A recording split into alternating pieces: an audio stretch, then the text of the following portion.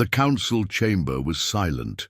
1,000 alien voices had filled it only moments ago, but now every tongue was still. The silence was heavy, pressing against the walls of the grand hall that floated in orbit above the council's homeworld. The delegates sat in their carved seats of stone, crystal and steel, eyes fixed on the hologram in the center of the chamber. The image rotated slowly. A broken starship, massive and old, drifted in the black void of space. Its hull was scarred. Its wings were bent. Its surface was covered in ancient burns, as though it had fought 100 battles before being lost to time. The faint glow of dormant systems still pulsed along its frame, proof that it had not been completely dead. The delegates stared in disbelief. A voice finally broke the silence. That ship, it matches the description, the shape, the markings, the design. It is human. The word hung in the air like poison. Human. Delegates shifted uncomfortably in their seats. Some hissed in protest, others shook their heads, and a few whispered in low voices, afraid even to speak the name. For centuries, the galaxy had spoken of humans only as legend, a myth passed down by frightened survivors, recorded in half-burned texts, whispered in the shadows of history. Humans, the destroyers. Humans, the predators. Humans, the ones who rose from a small world on the edge of the galaxy and dared to challenge empires. They had fought wars no one else had dared to fight. They had built ships that tore through fleets. They had stood alone against entire coalitions and had not bowed, and then, one day, they vanished. No one knew why. Some said they destroyed themselves in a final war. Some believed a plague wiped them out. Others thought the galaxy had risen as one to erase them from existence. The truth was lost to time. What remained was only the legend that humans were gone, and with them, the greatest threat the galaxy had ever known. The Council had long declared the stories false. Children were taught that humans never existed, that they were tales created to scare the young. A bedtime monster, nothing more, but the wreckage in the hologram was no monster from a story. It was real, it existed, and it terrified them. The speaker, a tall insectoid with sharp mandibles, clicked nervously. This ship was found on the edge of the Eridani. System, a salvage crew brought the remains to our patrol fleet. We confirmed the scans. This is not a design from any known species. It is exactly as the ancient records describe. Gasps spread across the chamber. Another delegate, scaled and reptilian, hissed in disbelief. Impossible. They are gone. Extinct. That wreck is a trick, a forgery made to spread fear. The insectoid turned his eyes toward him.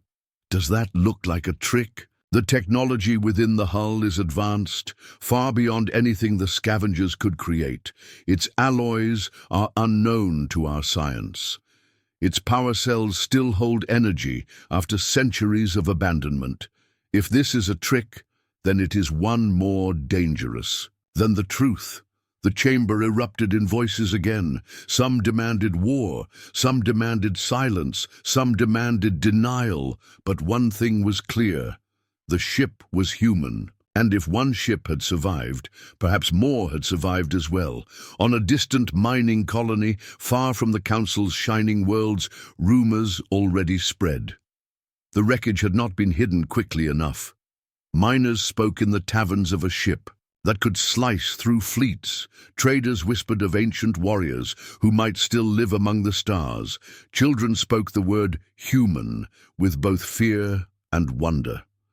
A young miner named Sierra sat by the window of the colony's only bar. She listened to the whispers around her. "They say the ship was larger than a destroyer," one man muttered. "Its guns were still intact. It could have wiped out the fleet if it wanted." "Nonsense!" another spat. "Humans are dead.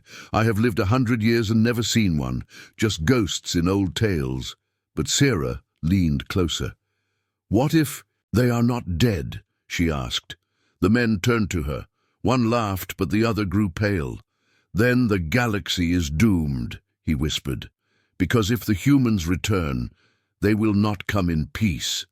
Sarah's eyes lingered on the stars outside. She had always loved the stories of humanity. They were wild, bold, reckless. They were said to fight not for power, but for survival, for freedom, for pride. And they never gave up. If such beings still lived, what would it mean for the galaxy? Back in the council chamber, the debate raged. The High Speaker, a massive being of stone and crystal, finally raised his voice. His voice was deep and rumbling, shaking the walls. "Enough!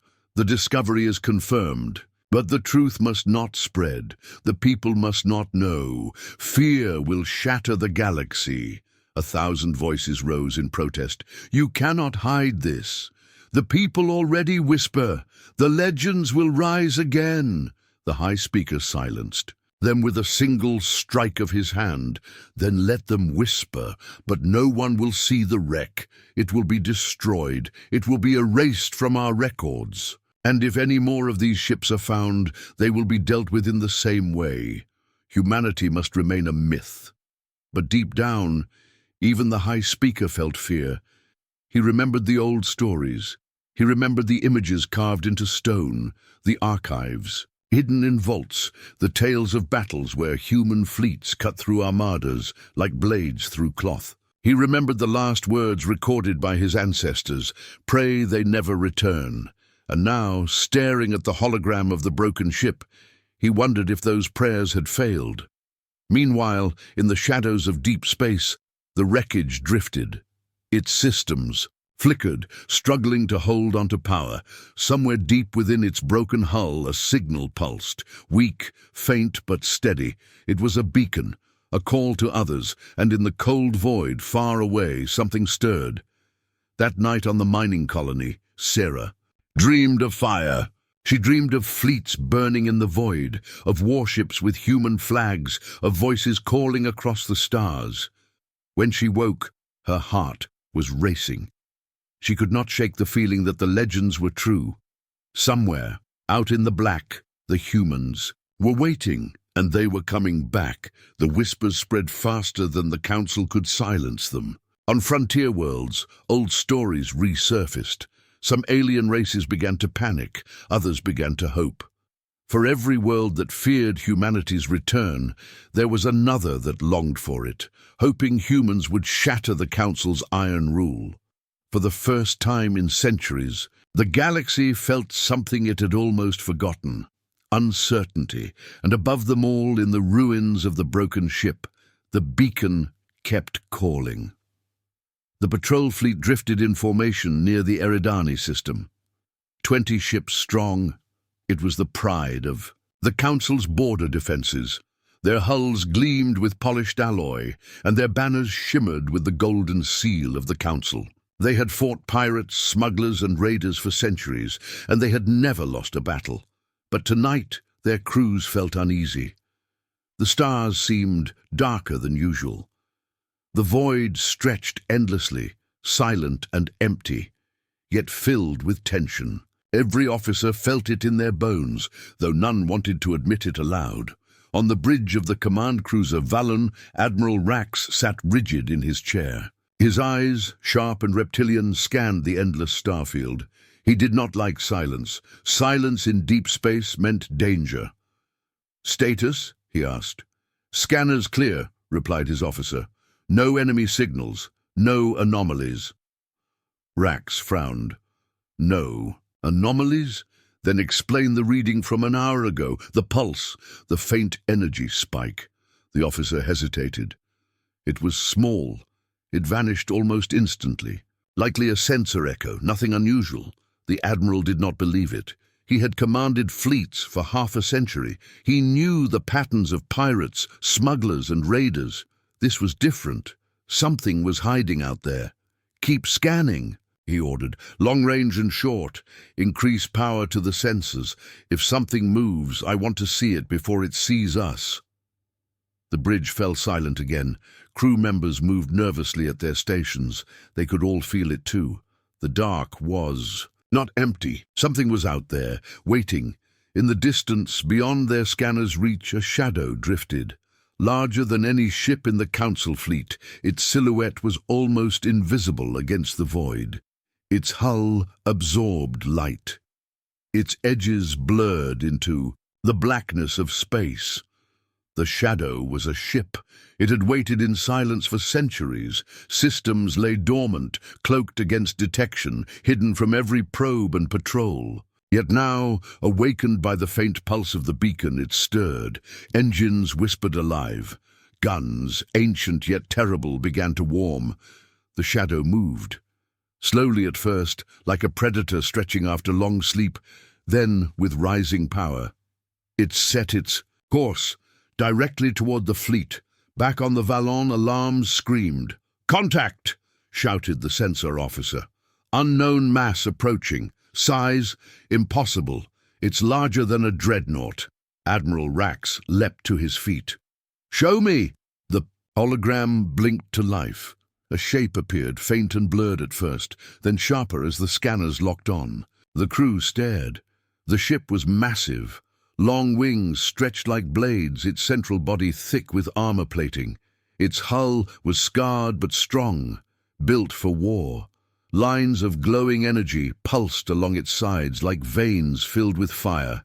It was unlike any vessel in the Council's records, yet in the Admiral's memory, deep from old forbidden stories, the shape matched perfectly. He whispered the word under his breath. "Human." The bridge froze. Every officer turned to look at him. Their faces showed fear. "Impossible," one muttered. "Sir, what are your orders?" The Admiral clenched his claws. He felt sweat along his scales. "All ships, battle stations, prepare weapons. Do not fire unless fired upon." The fleet shifted into formation. Guns aimed at the approaching giant. Shields powered up, glowing faintly against the void. The air filled with tension so sharp it could cut. The human warship kept coming. Minutes passed, like hours. The massive ship moved closer, silent and steady. It did not send a signal. It did not answer hails. It only advanced straight toward the heart of the fleet. "Range closing," reported the officer. 10,000 kilometers. "Hold steady," Rax growled. "Do not provoke it." But deep inside, he knew, this ship was not drifting, it was hunting. At 5,000 kilometers, the warship slowed. It turned slightly, aligning itself with the Council fleet. Then, without warning, its guns lit up. Blinding beams of white fire shot from its sides. In an instant, 2 Council frigates were torn apart, their hulls split open like paper. Explosions ripped through the void, scattering debris and bodies into space. "Return fire!" Rax roared. The fleet unleashed everything they had. Beams, missiles, plasma bolts filled the darkness, all converging on the massive human ship. The warship absorbed it. Shields flared, armor sparked, but it held strong. Then it fired again. Another cruiser exploded, then another. The Council fleet, once proud, was being torn apart like prey before a predator. On the bridge, panic spread. Officers shouted, alarms screamed, flames sparked from broken consoles. Rax gritted his teeth. He had never known fear like this. This was not a battle. This was slaughter. "What is this ship?" cried one officer. "How can it be so strong?" Rax knew. It was everything the legends had warned of. Humans did not build ships to patrol. They built ships to kill. "Fall back," he ordered. "All ships retreat to jump range. Now!" But it was too late. The human warship surged forward. Its engines roared like thunder. It cut through the fleet, guns blazing. One by one, Council ships fell, their wreckage scattered like dust. Finally, only the Vallon remained. Its shields flickered, its weapons drained, its hull cracked. The great flagship trembled under the human guns. Admiral Rax stood tall on his bridge. He would not beg. He would not surrender. "Target their core," he ordered. "All power to the cannons. Fire!" The Vallon unleashed its final shot. A beam of searing plasma struck the human warship dead center. For a moment, the giant ship shuddered. Flames licked along its hull, but then its guns answered. The Valons split apart in a flash of fire and light. The Admiral's last thought was, not of victory or defeat, but of the truth. The humans had returned.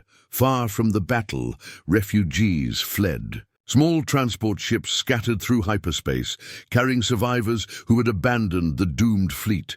They brought with them a single message, repeated across every channel, every frequency. The humans are real. Their warships have returned. The legends are true.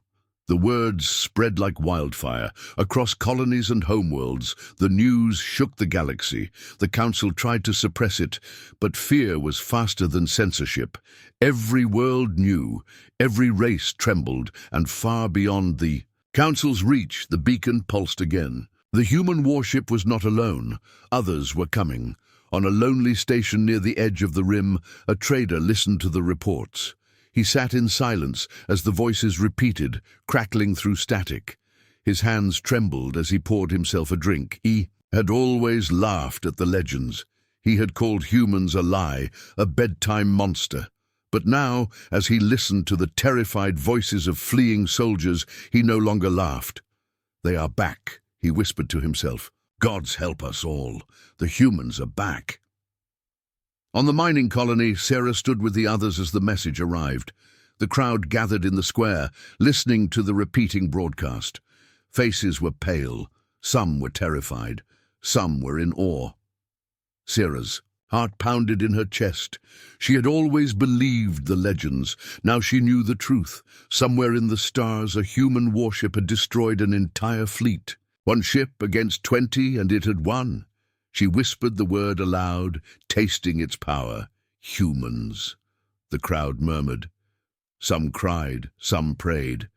Others whispered about rebellion, about hope, about the end of the Council's power. For the first time in her life, Sarah felt that history was moving again. The galaxy was changing, and she was afraid. Back in the ruins of space where the battle had taken place, the human warship drifted among the wreckage. Its guns powered down, its engines cooled. Inside, in the dark corridors of the ancient vessel, lights flickered, systems whispered awake. Data flowed, commands were processed. A voice, old and deep, echoed through the ship's halls. Signal confirmed. Hostile fleets neutralized. Begin awakening protocol. The ship stirred. Deep within its heart, chambers opened. Pods glowed. Figures moved in the shadows. The humans were not gone. They were waking. The scavenger's ship drifted through the asteroid belt like a shadow. Its engines were low, its lights dimmed, its hull covered with layers of dust and rock to hide it from patrols. The crew of smugglers and thieves were not looking for treasure today. They were looking for survival. But what they found was not survival. It was something far greater. The captain, a wiry alien named Drac, leaned forward in his chair as the scanners beeped. The screen showed a shape buried inside one of the largest asteroids. The shape was not rock, it was metal. "Is that a ship?" his first mate asked. Drac stared at it. His pulse quickened. The outline was massive, larger than anything built. In this sector, it was old, scarred, and silent. "Yes," Drac whispered, "it is a ship, but not just one. Look there, and there." The scanners flickered. More outlines appeared. 10, 20, 50, hundreds. The asteroid was not a rock. It was a tomb. Inside it, buried and hidden for centuries, lay a fleet, and not just any fleet, the ghost fleet of humanity. Drac ordered the ship closer. His crew protested, their voices sharp with fear. "We should not be here," one said. "Those are human designs. I have seen the drawings in forbidden texts. We must leave," but Drac could not turn away. He had heard the reports of the warship that destroyed the Council fleet. He had seen the panic spreading across the colonies. If these ships were real, if they still worked, then the stories were not just legends. They were destiny. The scavenger Vessel crept into the hollow of the asteroid. Dust and rock fell away as it entered. Then the full sight hit them. Row after row of giant warships rested in silence. Their hulls were thick with dust, but their shapes were unmistakable. Wings stretched wide, cannons bristled along their sides, engines vast and cold waited like the lungs of sleeping giants. The crew gasped in awe and terror.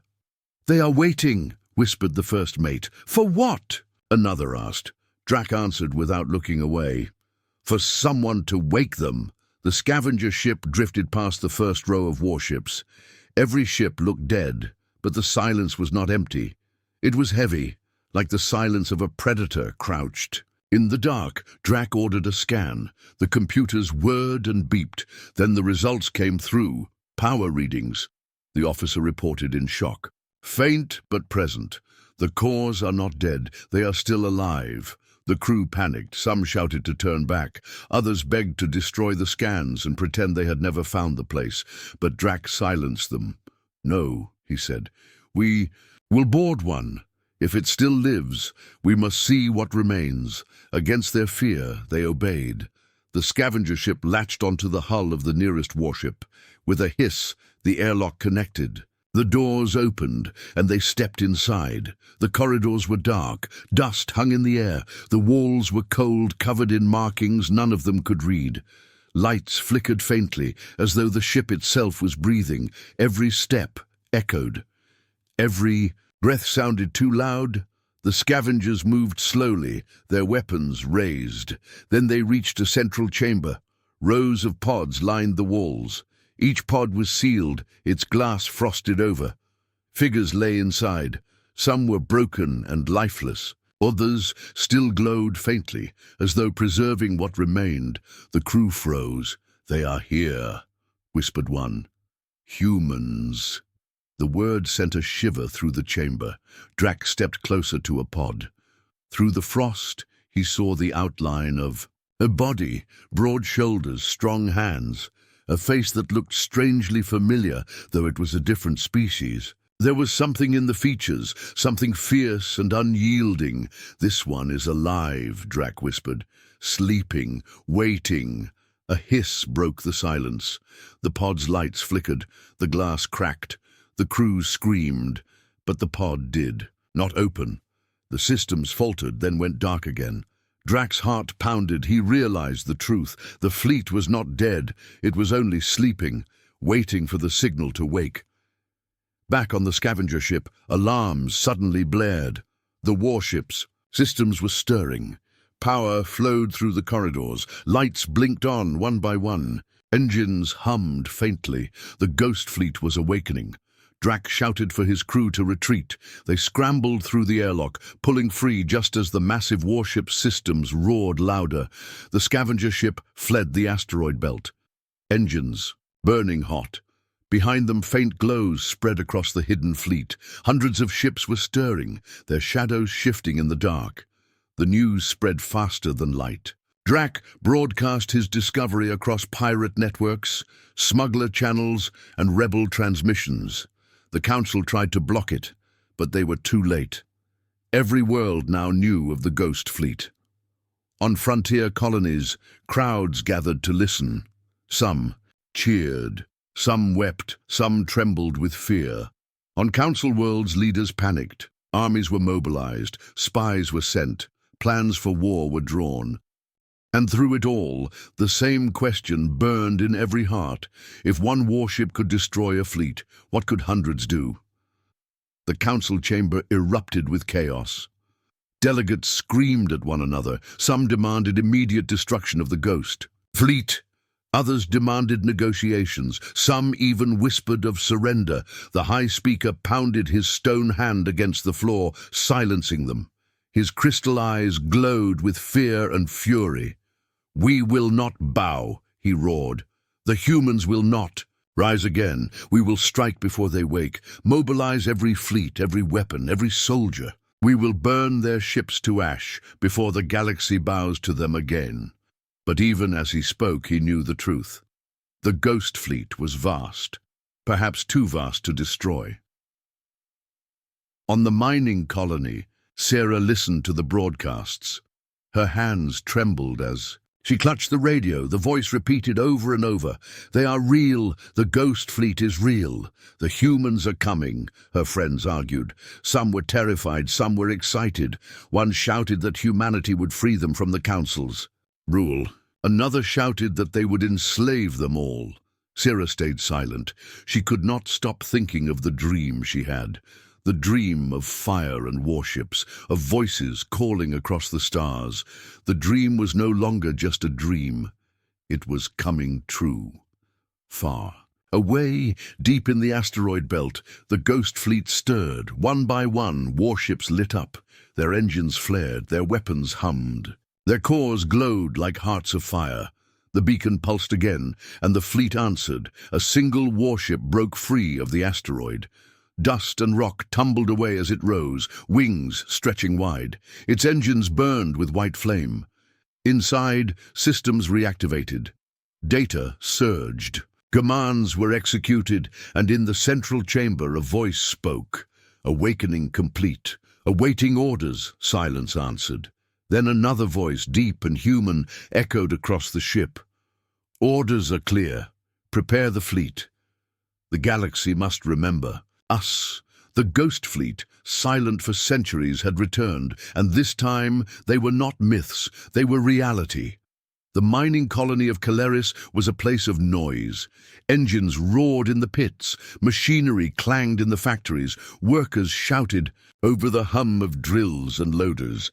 The colony never slept, it could not afford to. Ore was its lifeblood, and the Council demanded it every hour of every day. But on this night the noise stopped. Every machine, every drill, every comm system went silent at once. The lights flickered. Screens went black. The entire colony froze. For the first time in living memory, Caleris knew absolute silence. Sarah was in the factory when it happened. She looked up from her station as the conveyor halted. Sparks crackled, then died. The humming of the great engines ceased. The air was too quiet. Too heavy. Then the speakers came alive. The sound was not a signal from the colony's command. It was not the Council's broadcasts. It was something else, something deeper, older. The voice that filled the colony was not alien. It was human. It spoke in a language few understood. Yet somehow everyone felt the weight of its meaning. The words were slow, measured, and filled with authority. This galaxy was ours first. Do not approach, do not resist. Humanity has returned. The colony shook. Workers dropped their tools. Some screamed. Some fell to their knees. Others pressed their hands over their ears, as if the voice itself could pierce their minds. Sarah felt her heart race. She could not understand all of the words, but she understood enough. The voice was a warning. It was a claim. And it was very, very real. The broadcast cut out as suddenly as it began. Machines restarted, lights blinked back on. But no one moved. The silence among the people was louder than the silence of the dead colony moments before. The signal spread, far beyond Caleris. On the trade routes, freighters heard it echo through their comms. On military bases, soldiers froze at their posts as the voice filled their barracks. On distant colonies, children woke screaming as the human words rattled. Through their walls, everywhere, the same message, the same warning, the same voice. Humanity was speaking to the galaxy again. In the great council chamber, panic erupted. Delegates shouted over one another, their voices filled with rage and fear. "It is a lie," one screamed. "An enemy trick," another bellowed. "We must strike now." But the high speaker silenced them all with one heavy blow of his stone hand. "The voice is real," he said. His crystal eyes glowed with grim certainty. "Our intelligence confirms it came from the ghost fleet. The humans are awake." A wave of terror spread through the chamber. Some delegates trembled. Others slumped in despair. The high speaker raised his hand again. "The council must not falter. We will not bow to ghosts. We will build, we will fight, and we will silence them before their words ignite rebellion." But already outside the chamber, rebellion had begun. On frontier worlds, the human voice was heard as more than a threat. It was heard as a promise. In the slums of Tarvos, where the council soldiers had crushed protests for centuries, the people gathered in the streets. "They are real," one man shouted. "The humans are real. They will destroy the council." Cheers erupted. For the first time in generations, hope lit their eyes. On the icy colony of Harran, miners refused to work. They stood in silence, their picks and drills cast aside. "We wait for the humans," they said. "We wait for freedom." The voice had done what no army could.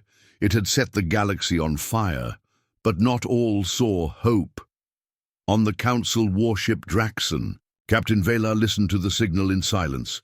His crew trembled, waiting for his response. Finally, he spoke. "This is no savior," he said. "This is a predator's growl before the kill. The humans are not here to free us. They are here to rule us." The crew stared, unsure. But Velar knew the truth. The humans had been feared for a reason. He remembered the forbidden archives his father had shown him in secret. Records of battles where entire fleets fell to a handful of human ships. Records of colonies burned to ash when they resisted. The voice in the dark was not a gift. It was a warning, and Velar would not wait for death to come. He ordered his ship to prepare for war. On the mining colony, Sarah could not stop thinking about the voice. She lay awake that night, staring at the ceiling of her quarters, hearing the words again and again. "This galaxy was ours first. Humanity has returned." She wanted to believe it meant freedom. She wanted to believe the humans would save them from the council's chains. But deep inside, she felt the fear. The voice had not sounded kind. It had not sounded like a friend. It had sounded like a master claiming what was his. Sarah closed her eyes, but sleep did not come. Only the voice. Only the dark. In the hidden asteroid belt, the ghost fleet stirred. One by one, ships came alive, their engines glowing faintly in the void. Lights blinked across their hulls. Weapons hummed as power flowed through them. Inside the lead ship, the same voice that spoke to the galaxy repeated its message to the fleet. Systems responded, weapons armed, shields activated, and deep within the ship, figures began to wake. There, eyes opened in the glow of their pods. Their breath fogged the glass. Their hands pressed against the seals. The humans were rising. Meanwhile, the council gathered its fleets. Hundreds of warships assembled near the core worlds. Dreadnoughts, cruisers, destroyers filled the void in tight formation. Factories worked day and night, forging weapons, building armor, preparing for the greatest war the galaxy had ever seen.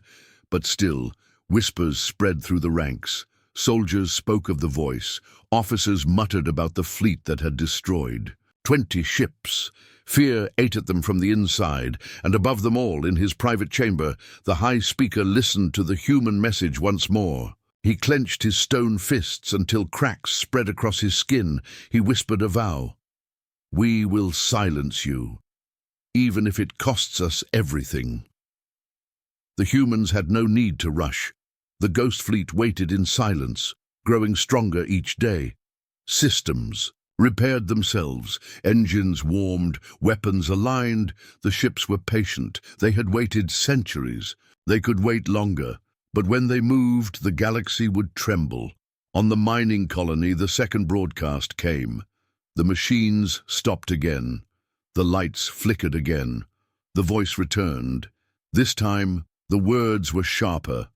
"Do not resist. The age of humans has returned. Kneel or be erased." Sarah's blood ran cold. The crowd in the square erupted in screams. Some shouted for joy, some shouted in terror. Families clung together, children cried.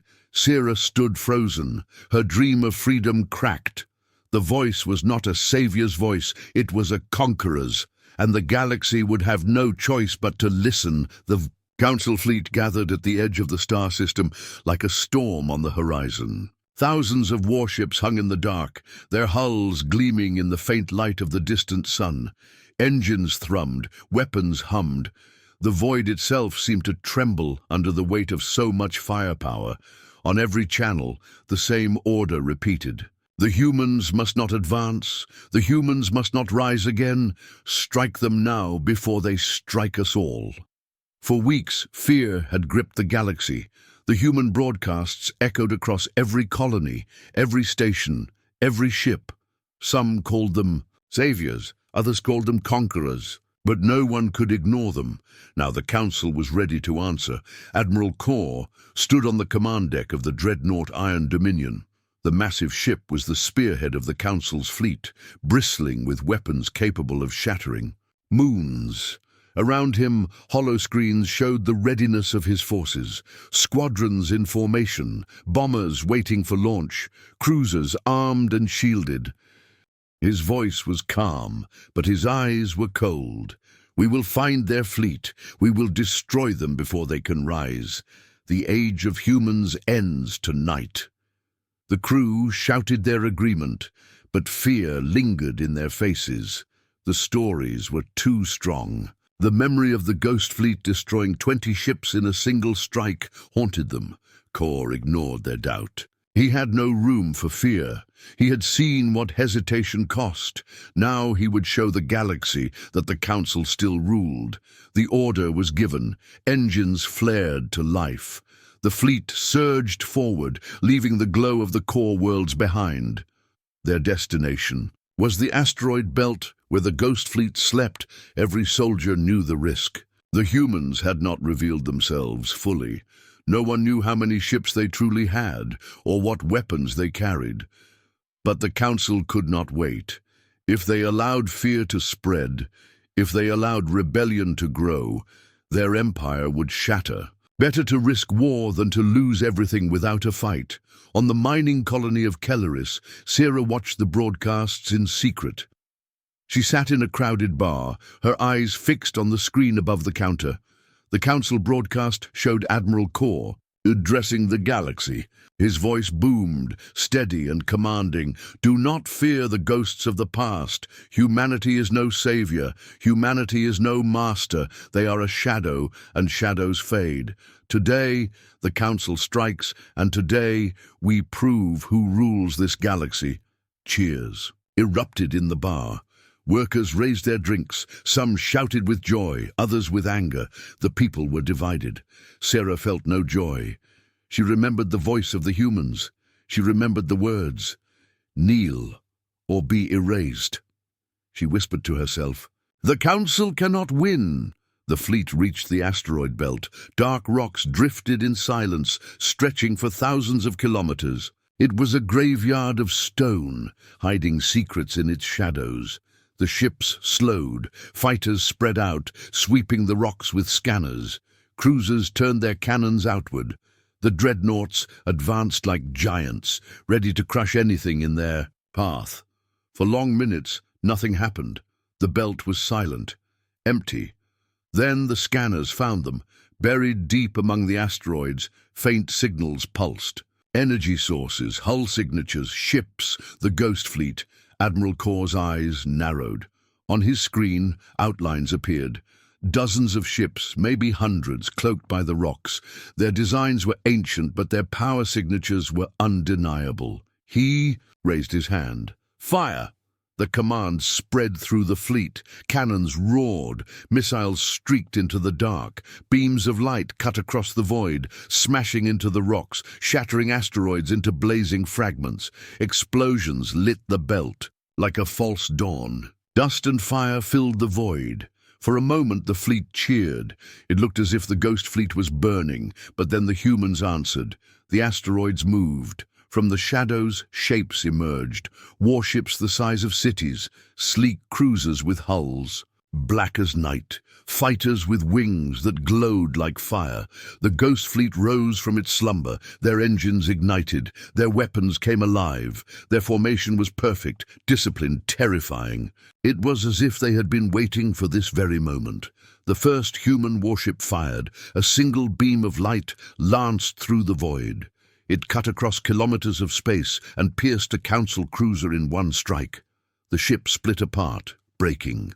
into two burning halves. The cheers of the fleet turned to screams. The battle began. Human fighters swarmed, moving faster than any council pilot had ever seen. They darted through enemy fire, their shots precise, their maneuvers flawless. Council. Dreadnoughts returned fire, unleashing everything they had. Entire asteroid fields exploded under their fury.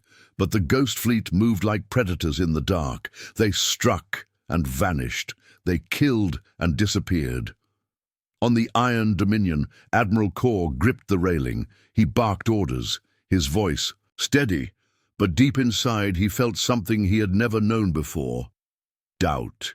He watched as ship after ship fell, entire squadrons erased in seconds, cruisers torn apart as if they were paper, fighters vanished in flashes of light, and the humans were not slowing. They were only beginning.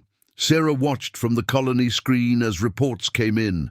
The Council had found the Ghost Fleet. The battle had begun. The crowd around her was frozen in silence. The news anchors struggled to keep their voices steady as they relayed updates. Council cruiser destroyed. Entire squadron lost. Human fleet advancing. Cheers broke out from some in the crowd. Others screamed in horror. The colony was splitting apart before her eyes. Sarah whispered again, "The Council cannot win."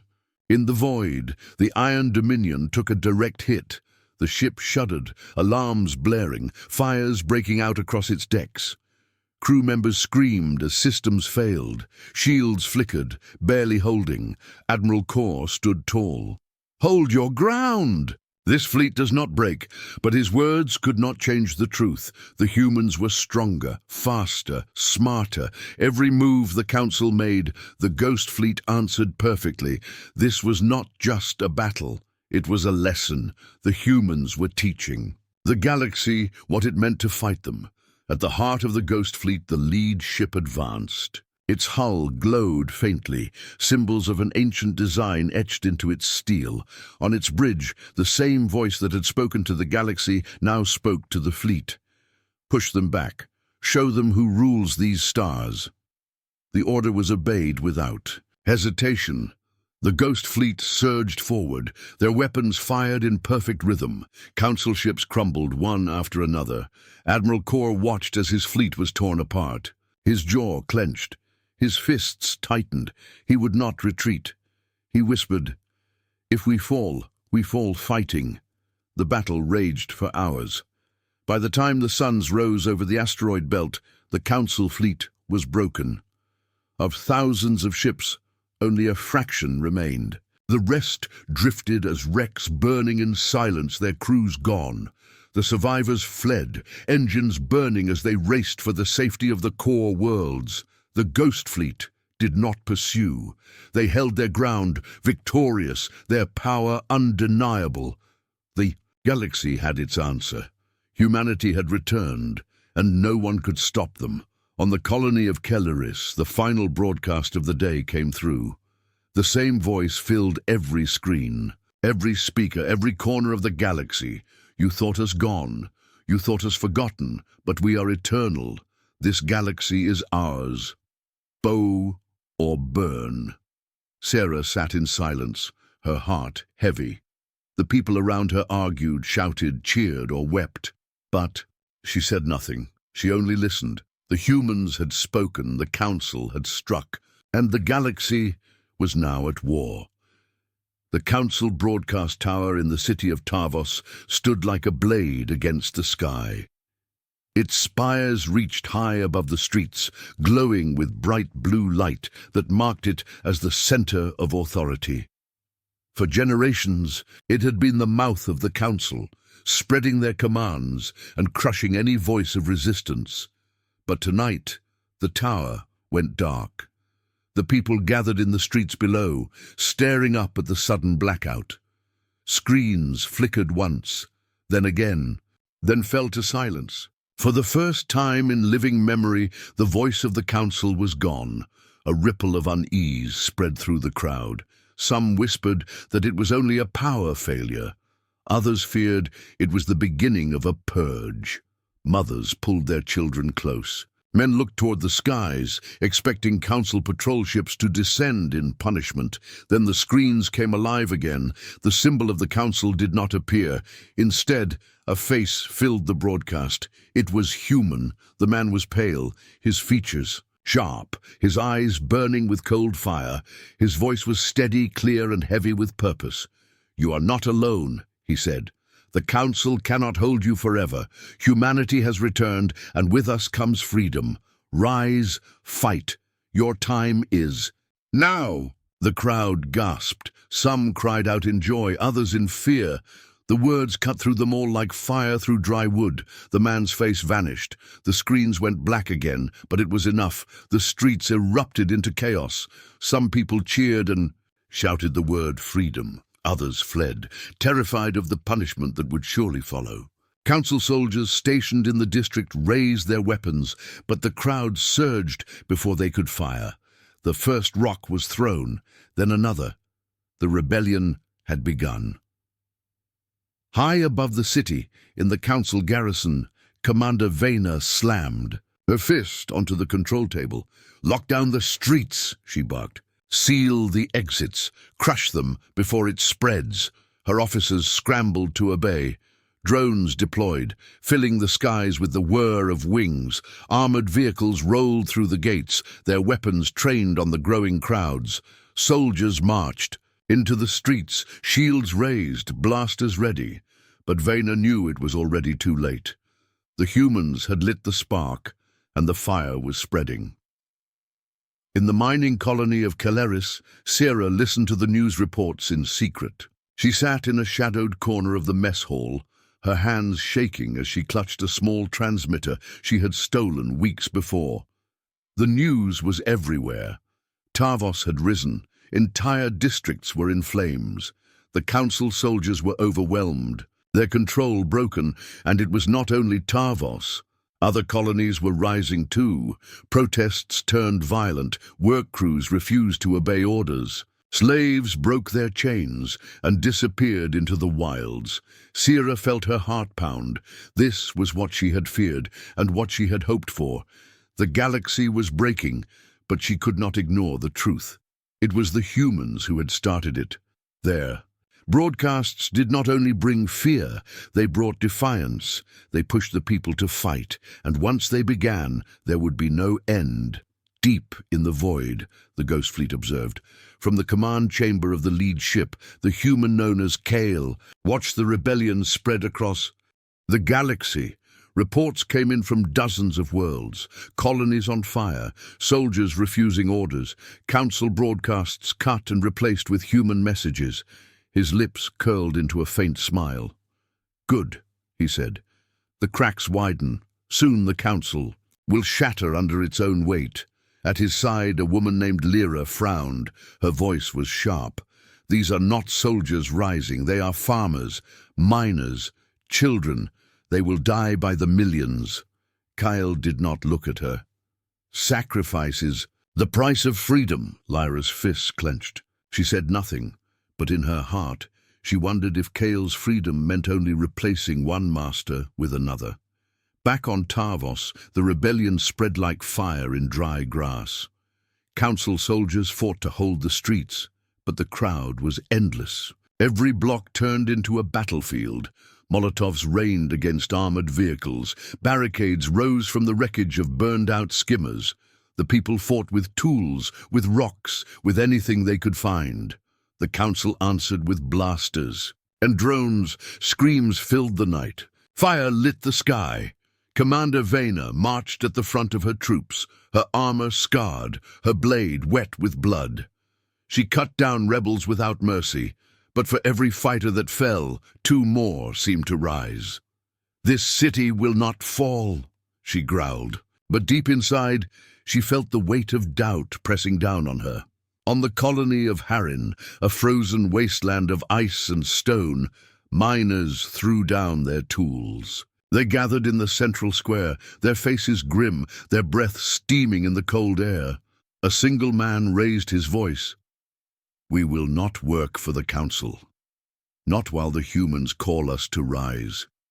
Today, we stop. Today, We are free." The crowd shouted as one. For the first time in centuries, Harin was silent. No drills, no machines, only the sound of rebellion. Council soldiers came to break the strike, but they were too late. The miners had already armed themselves. In the council chamber, panic spread. Delegates shouted over one another, their voices filled with rage and terror. "They are everywhere!" One cried. "The humans are behind this!" Another screamed. "We must crush the colonies, burn them to the ground!" The High Speaker stood in silence, his crystal eyes burning. He let them scream, let them shout, until the noise filled the great hall. Then he raised his hand. The chamber fell silent. His voice was steady. "The humans believe they can turn the people against us. They believe rebellion will weaken us. They are wrong. We will answer with fire. We will answer with blood. Every colony that dares rise will be broken. Every rebel will be destroyed. And when the humans see the ashes, they will know the council does not bow." His words sent a chill through the chamber. The council would not bend. It would not yield. It would strike back with the fury of a wounded beast. On Kelleris, Sarah made her choice. She could no longer sit and watch. She could no longer hope the storm would pass. The galaxy was burning, and she had to decide where she stood. She turned on her transmitter, her voice low and trembling. "This is Sarah of Kelleris. To anyone listening, we are ready. The council does not own us anymore." The signal carried into the void. She did not know who would hear it, rebels, humans, enemies, friends, but she had spoken, and she knew there was no turning back. On the ghost fleet, Kyle heard her voice. He smiled again, cold and sharp. "Another spark, another flame. Soon the fire will consume everything." Lyra stood behind him, her face shadowed. She looked at Kale, then at the glowing screens that showed a galaxy in chaos. She whispered so softly no one could hear. "And who will be left when the fire is done?" The galaxy stood on the edge. The council prepared its armies. The humans fanned the flames of rebellion. Entire worlds chose sides. Entire cities burned. The shadows of rebellion stretched across the stars, and the war for the galaxy was no longer just between humans and the council. It was a war of the people themselves, and once it began, nothing could stop it. The city of Ordan had stood for 1,000 years. Its towers stretched into the clouds, its streets glowed with endless light, and its people once believed it could never fall. Ordan was the jewel of the council, a city of power, a city of control. But tonight, Ordan burned. The fires started. In the lower districts, a warehouse went up in flames, then a market, then a government office. The cause was unknown, but the effect was clear. The rebellion had reached the heart of the council's empire. From the windows of their homes, people watched the smoke rise. From the streets, they heard the screams. Soldiers rushed to contain the chaos, but the flames spread faster than water. Good stop, and then came the explosions. 3 towers collapsed in the night, their foundations shattered by hidden charges. The sound rolled across the city like thunder. Glass shattered, bridges broke, entire districts fell into darkness. The people of Ordan, who once feared no one, now screamed in terror. The unshakable city had become a battlefield. High above, in the orbit of Ordan, council ships descended. Dropships roared into the city, unloading squads of soldiers in heavy armor. Drones swarmed through the skies, scanning every street, every rooftop. The rebels had planned this well. Small groups of fighters appeared in every district. They struck fast, then vanished into the chaos. They carried stolen blasters, explosives, and makeshift weapons. They were miners, workers, and slaves who had decided they would rather die fighting than live in chains. And at every turn, the same symbol appeared, painted on walls, carved into doors, even projected onto the sides of buildings. A simple circle with a line through it, the mark of humanity. The rebels were not just fighting the council. They were fighting under the banner of the humans. Commander Vayner was deployed to Ordan to crush the rebellion. She landed with her troops in the city's central square, her armor still scarred from the Battle of Tarvos. She stood before the burning skyline, her eyes narrowed. "This city is the heart of the council," she said to her soldiers. "If it falls, everything falls. We will not let that happen. Hold your ground. Kill anyone who resists." The soldiers obeyed. They moved into the streets, shields raised, blasters ready. But the rebels did not meet them in open battle. They struck from alleys, from rooftops, from shadows. Every street turned into a trap. Every patrol ended in an ambush. Soldiers disappeared in the smoke, their screams cut short by blades and fire. The city was collapsing block by block. Far away on the colony of Caleris, Sarah watched the reports in horror.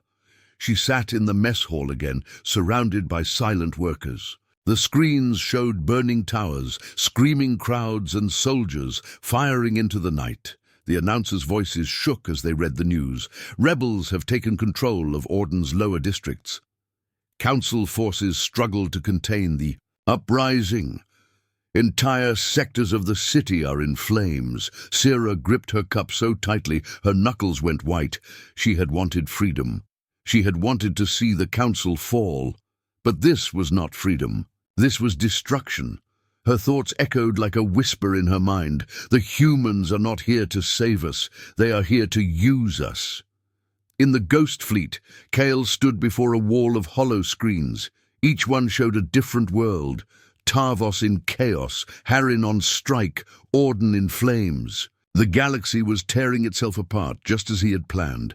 He turned to his officers, his voice calm and cold. "The council is bleeding. Their grip weakens with every riot, every fire, every fallen world. Soon they will break." Lyra stood. Beside him, her eyes filled with unease. "And the people? They die by the millions. Cities are burning. Children starve. Is this your freedom?" Kyle did not look at her. "This is war, and in war, the weak suffer. But when it is done, the galaxy will belong to humanity once more." Lyra said nothing, but in her heart the doubt grew stronger. On Ordan, the rebels made their stand in the Grand Market. Once a place of trade and celebration, it was now a fortress of barricades and broken machines. Hundreds of rebels gathered, armed with whatever weapons they could find. They raised the human symbol high, their voices shouting in unison. "Freedom! Freedom!" Commander Vayner led her troops into the square.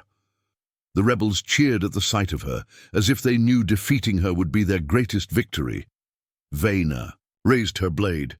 "You think the humans will save you," she shouted. "But they will not. They will rule you just as we do. You fight for nothing." The rebels answered with gunfire. The battle for the Grand Market began. The fight was brutal. Blaster fire tore through the air.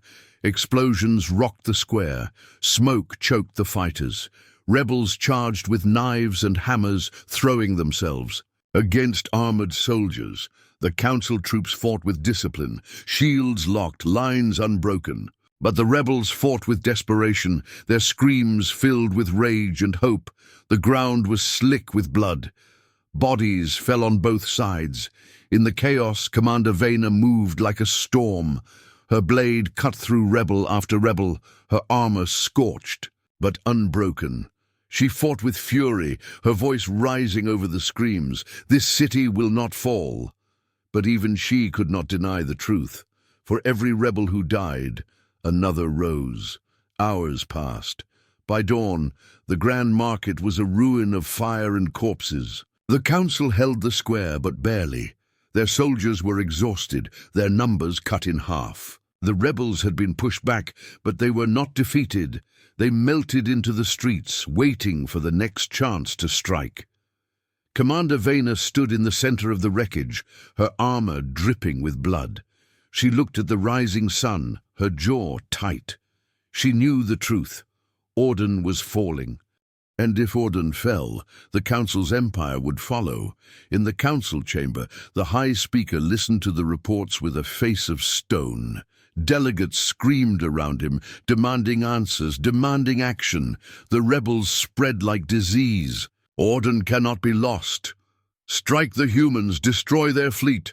The High Speaker raised his hand, and silence fell. His voice was low but filled with iron. If worlds must burn, they will burn. If cities must fall, they will fall. But the Council will not break. We will hunt the humans to the edge of the galaxy, and we will show them what fear truly means. His words carried across the chamber, but in the hearts of many delegates, doubt was already planted. Back on Caleris, Sierra sat in silence. The reports of Orden's fall filled the air, but she heard none of it. She only heard the voice of the humans. Kneel or be erased, she whispered to herself. Maybe we are already erased.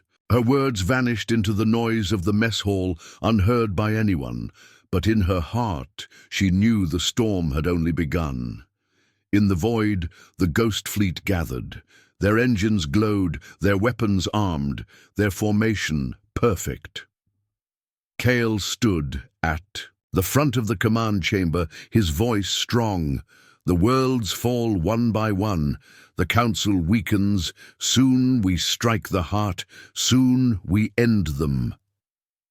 The humans cheered, their voices echoing through the steel halls of their ships, but Lyra stood in silence. Her eyes were fixed on the stars, her heart heavy with doubt. She wondered not if the Council would fall, but what would be left of the galaxy when it did. The fires of Orden spread across the stars. World after world began to burn. The fall of worlds had begun, and there would be no turning back. The sky above the capital of Varos was red with fire. For centuries, the capital had stood as the seat of the Council's power. Its towers of silver reached high into the heavens, its great bridges stretched across the seas, and its spires cast long shadows across the lands. To the Council, Varos was untouchable. To its people, it was eternal. But tonight, Varos trembled. Sirens wailed across the city. Defense guns fired without pause, their thunder rolling through the night. Shields sparked against incoming fire. The ground itself shook as explosions bloomed across the sky. The people rushed into shelters, their faces pale with fear. Some cried, some prayed. All looked to the heavens with the same question. Would this be their last dawn? Because high above the city, a shadow had fallen. The Ghost Fleet, dozens of human warships filled the orbit of Varos, their black hulls glowing with fire. Their weapons charged, their engines burned, and their formations were tight and unyielding. They had come, not to warn, not to demand, not to negotiate. They had come to end. Kyle stood on the bridge of the flagship Oblivion. The great chamber was filled with the sound of alarms and steady voices calling out reports. Red light washed across steel walls as the fleet prepared for the final strike. He looked at the image of Varos on the screen. The proud city, the jewel of the Council. Soon it would be ash. His voice was steady, calm, and filled with iron. This is the day. The Council ends tonight. Fire when ready. The crew obeyed. Weapons locked. Targeting systems hummed, but one voice spoke, breaking the silence. It was Lyra. She stepped forward, her eyes fierce, her voice louder than the alarms. You will burn them all. Millions of innocents. People who are not soldiers. People who are not guilty. This is not victory, this is slaughter. Kale's eyes were cold. In war, there are no innocents. The Council built this empire on blood. Now their people will pay the price. Lyra shook her head.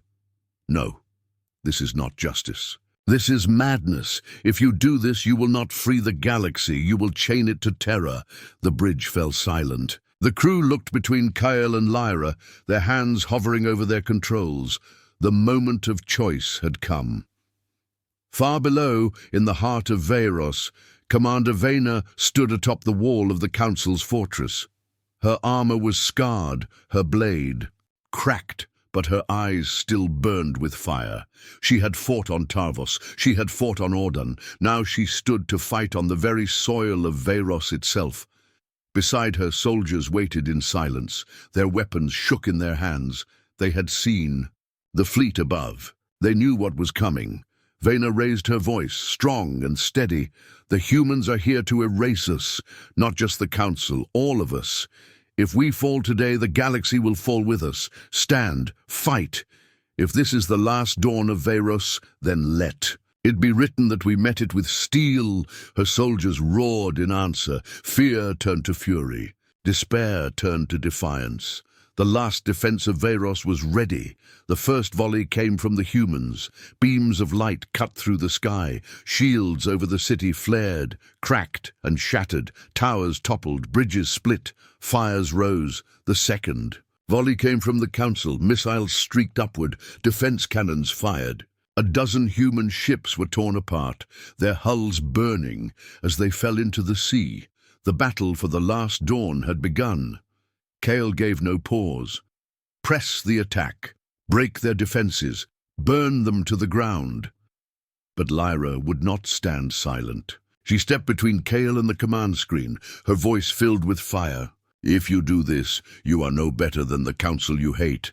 You become them. The crew wavered. Some kept their hands on the controls, others froze, waiting for the next order. Kyle's hand went to his weapon. Step aside, Lyra. But she did not. She looked him in the eyes, unflinching. The humans were myths because they inspired hope. Do you want to turn that hope into fear? Do you want the galaxy to remember us as saviors or as monsters? Her words cut through the steel and fire. For the first time, Kale hesitated. On the ground, the Council fortress shook under bombardment. Vayner led her soldiers in a desperate charge. They fought through rubble and fire, their blades clashing against human ground troops that had landed in the streets. The fight was savage. Alleyways ran with blood. Walls crumbled under explosions. Vayner herself struck down one human after another, her blade glowing with heat. But no matter how many fell, more came, and in the heart of the chaos, Vayner saw something she did not expect. The humans were not fighting with joy. They were not fighting with pride. Some hesitated. Some looked away. Some even lowered their weapons when they saw the children hiding in the ruins. There was doubt among them. High above, Kyle clenched his fists. The battle raged. The Council resisted with fury. The humans pressed with fire. Victory was within his grasp, but Lyra's words echoed in his mind. Do you want to be remembered as monsters? His hand hovered over the command console. His officers waited, unsure. Then slowly Kyle lowered his hand. Cease fire. The words were like thunder in the silence of the bridge. The crew froze. Cease fire, Kyle repeated. Hold position. Do not strike the city again. On the ground, the guns fell silent. The skies cleared of fire. The rebels, the soldiers, and the people of Varos all looked upward in shock. Commander Vayner raised her blade, confused. Why do they stop? No one had the answer. On the bridge of the Oblivion, Kyle stood still, his eyes fixed on the burning city. We came to end the Council, but we will not end the galaxy with it. The Council will answer for its crimes, but the people will live. Lyra's chest rose with relief. For the first time, she believed the humans could be more than warlords. But Gale's face was not free of shadows. He knew the choice had saved lives, yet it had also left the Council alive. The war was not over. It would never truly be over. In the Council chamber, the High Speaker watched the battle reports with trembling hands. Varos had burned, but it had not fallen. The humans had struck, but they had stopped. He spoke to his advisors, his voice weak but filled with fear. The humans could have destroyed us, but they chose not to. That is worse, because now the galaxy will see them not as myths, not as monsters, but as rulers. For the first time in his reign, the High Speaker knew the Council's power was broken. In the ruins of Varos, Commander Vena stood among the wounded and the dead. She raised her eyes to the sky where the human fleet still lingered. She did not curse them. She did not call them saviors. She only whispered, "This is not the end. This is the beginning." In the mess hall of Kelleris, Sarah watched the broadcast of the battle. She saw the fires, she saw the silence that followed, and then she saw the words appear on every screen in bold, glowing letters. "Humanity has returned." The hall was quiet. Then, slowly, the people began to cheer, not for the council, not for the war, but for the hope that something new had begun. Sarah closed her eyes, a small smile on her face. She did not know if the humans would bring freedom or chains, but she knew one truth: the galaxy would never again forget humanity. On the flagship Oblivion, Kyle stood at the window, his reflection caught in the stars. Lyra joined him, her voice soft. "You spared them. You gave them a chance." Kyle's eyes were cold and distant. "A chance is all they will get. The council will rise again. The war will return. But for now, the galaxy breathes. And we are the ones who gave it that breath." Lyra looked at him and whispered, "Then maybe the humans are not just a myth. Maybe they are hope." Kyle said nothing, but deep in his heart, even he wondered if she was right. The fires of Varos dimmed with the dawn. The ghost fleet hung in silence above the city. The council remained, broken but alive. The people of the galaxy whispered one name, over and over, across every world, every station, every colony: humans. The legend was no longer forgotten, and the last dawn of the old order had passed. The future now belonged to humanity.